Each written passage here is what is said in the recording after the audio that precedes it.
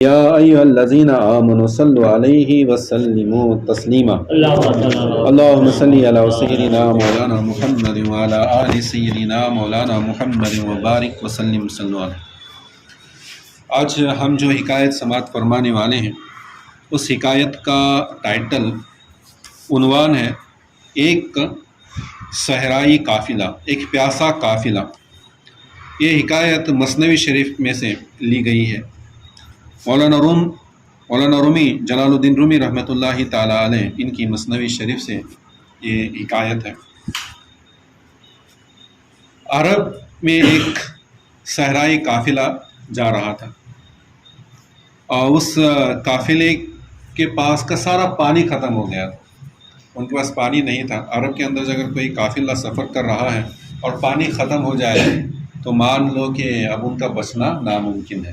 تو سارا پانی ختم ہو گیا تھا، پانی کا ایک قطرہ بھی نہیں تھا اور ہر ایک جو ہے پیاس سے بے چین تھا۔ اور مولانا جلال الدین رومی رحمۃ اللہ تعالیٰ علیہ فرماتے ہیں کہ جیسے موت ان کے سامنے رقص کر رہی تھی، موت ناچ رہی تھی ہر ایک کے سر پر۔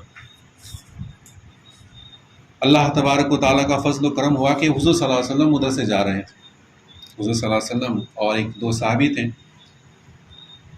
جا رہے تھے تو لوگوں نے دیکھا کہ حضور آ گئے ہیں، تو ان کی جان میں جان آ گئی اور سب دوڑ کر حضور کے پاس چلے آئے اور حضور سے فریاد کرنے لگے کہ یا رسول اللہ، ہمارا بہت بڑا قافلہ ہے، عورتیں ہیں، بچے ہیں، بوڑھے ہیں اور پانی کا ایک قطرہ بھی نہیں ہے، اب کیا کریں؟ اور اتفاقاً حضور صلی اللہ علیہ وسلم کے پاس بھی پانی نہیں تھا۔ تو حضور صلی اللہ تعالیٰ علیہ وآلہ وسلم نے ان قافلے والوں سے فرمایا کہ جو سامنے ٹیلا نظر آ رہا ہے اس ٹیلے کے پیچھے ایک کالا حبشی غلام پانی کا مشکیزہ لے کر جا رہا ہے، جا کر اسے پکڑ کر میرے پاس لے آ۔ اب ٹیلے کے پیچھے کیا ہے حضور جانتے ہیں، حضور کو اللہ تبارک و تعالیٰ نے علم غیب عطا فرمایا، اسی کو علم غیب کہتے ہیں۔ دیوار کے پیچھے کیا ہے ہم نہیں جانتے، لیکن اللہ تبارک و تعالیٰ نے حضور کو یہ علم غیب عطا فرمایا تھا۔ ٹیلا تھا، ٹیلا نظر آتا تھا، اس کے پیچھے کی چیز نظر نہیں آتی تھی، لیکن حضور نے فرمایا کہ اس ٹیلے کے پیچھے ایک کالا حبشی غلام ہے جو پانی کا مشکیزہ لے کر جا رہا ہے، جا وہ اسے پکڑ کر میرے پاس لے آ۔ تو قافلے والے دوڑ کر گئے، جا کر دیکھتے ہیں تو واقعی ایک کالا حبشی غلام پانی کا مشکیزہ لے کر جا رہا ہے، تو اسے پکڑ کر حضور کے پاس لائے۔ تو کالا حبشی غلام کہنے لگا کہ میں ایک شخص کا غلام ہوں اور مجھے اس نے پانی کے لیے بھیجا تھا، یہ پانی میں اس تک پہنچاؤں گا۔ تو حضور نے فرمایا تم پانی پہنچاؤ اس تک، لیکن تم میرے پاس آؤ، مشکیزہ مجھے دو، اس کے بدلے میں تمہیں بھی کچھ دوں گا اور ان قافلے والوں کا بھی کام ہو جائے گا۔ تو اس نے مشکیزہ نکالا، حضور صلی اللہ علیہ وسلم کے پاس دیا، تو حضور صلی اللہ تعالیٰ علیہ وآلہ وسلم نے اس مشکیزے کا منہ کھولا اور کہا کہ جسے پانی چاہیے وہ پانی لے۔ تو تمام قافلے والوں نے سب سے پہلے تو پانی پی لیا، ایک ایک کر کے سب نے پانی پی لیا، پانی پھر بھی بچا رہا تو لوگوں نے اپنے برتن تک بھر لی، جانوروں تک پانی پلایا، پھر بھی اس مشکیزے کا پانی ختم نہ ہوا۔ تو حضور صلی اللہ علیہ وسلم نے پھر اس مشکیزے کا منہ بند کر دیا، تو جیسا پانی تھا اسی قدر پانی اس کے اندر موجود تھا۔ یہ وہ منظر دیکھ کر وہ حبشی غلام ہکا بکا رہ گیا اور حضور کو دیکھتے ہی جا رہا ہے اور کہہ رہا کہ یا رسول اللہ، آپ نے فرمایا تھا کہ آپ مجھ پر بھی انعام و اکرام فرمائیں گے۔ تو حضور صلی اللہ تعالیٰ علیہ وآلہ وسلم نے اپنا دست مبارک، اپنا ہاتھ مبارک اس کے چہرے پہ پھیرا، جس کی برکت سے اس کا سیاہ رنگ، کالا رنگ ختم ہو گیا اور وہ سفید گورے رنگ والا بن گیا۔ سبحان اللہ، سبحان اللہ۔ مدرود شریف پڑھیں، اللہم صلی علی سیدنا مولانا محمد وعلی آل سیدنا مولانا محمد وبارک وسلم صلو علیہ۔ کالا رنگ چلا گیا، اس کے رنگ میں نور آ گیا، روش سفید گورے رنگ والا ہو گیا۔ جیسا اس کا رنگ گورا ہو گیا، اس کے اندر کا دل بھی جو ہے وہ سفید ہو گیا۔ وہ کہنے لگے یا رسول اللہ، آپ مجھے کلمہ پڑھا کر دین اسلام میں داخل کر، اور کلمہ پڑھ کر دین اسلام میں داخل ہو گیا۔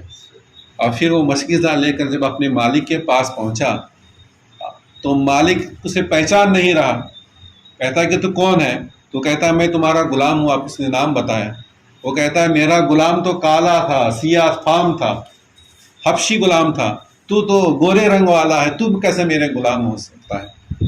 تو اس شخص نے کہا کہ سب کچھ ٹھیک ہے، لیکن ایسا منظر ہوا وہاں ایک اللہ کے رسول مجھے ملے جنہوں نے پانی کا مشکیزہ لیا اور اس مشکیزے سے سارے قافلے والوں کو پانی پلا کر سیراب کر دیا، اور میرے چہرے پہ ہاتھ پھیرا تو میرا سارا کالا رنگ سیاہ رنگ کافور ہو گیا اور میں اس طرح خوبصورت بن گیا۔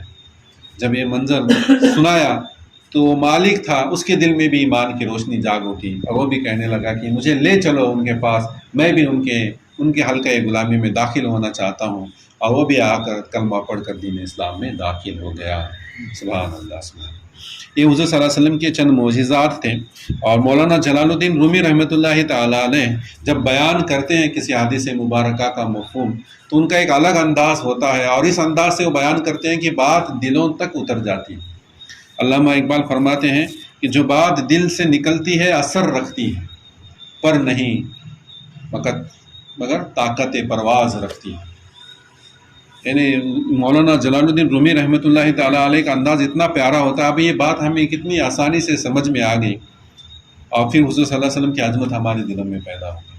اب وہ حبشی غلام بھی دین اسلام سے مالا مال ہو گیا، اس کا مالک بھی دین اسلام سے مالا مال ہو گیا، تو مولانا جلال الدین رومی رحمۃ اللہ تعالیٰ علیہ ہمیں درس دیتے ہیں، اس حکایت کو پڑھ کر حضور صلی اللہ تعالیٰ علیہ وآلہ وسلم کی محبت کے مال سے مالا مال ہو جاؤ، اور حضور کی محبت میں نماز پڑھنے والے بن جاؤ، شریعت کی پابندی کرنے والے بن جاؤ۔